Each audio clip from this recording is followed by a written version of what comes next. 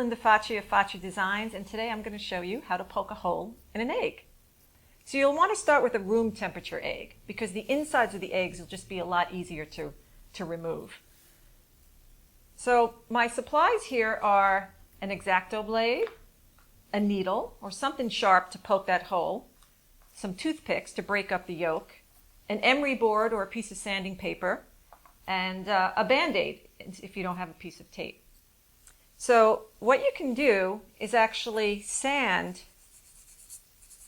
the top and bottom to kind of thin out the shell. So you can just do that with some sandpaper or an emery board. Now you could put a piece of tape over the top to prevent it from breaking when you poke that hole in there. Let's break this off. Or even use the sticky part of a Band-Aid. So now my favorite way to poke a hole in an egg is with an X-Acto blade.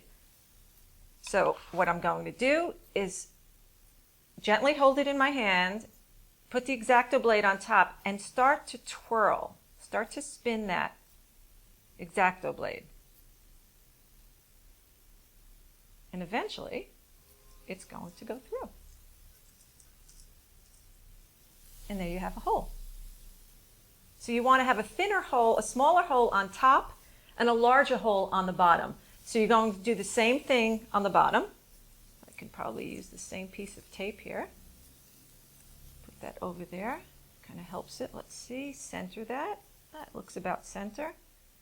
And I'm going to twirl my X-Acto blade. Now again, you can do this with a pin, a push pin, but I found that this was the easiest way. Now you'll want to break up that yolk. You want to break up the membranes. So kind of break that egg up. You can kind of even shake it. Break that up. And now you're ready to remove the inside. You can use those little straws you find in coffee shops that I couldn't find today, or you can do it the old-fashioned way and blow right over a bowl, and the yolk and the egg will come out.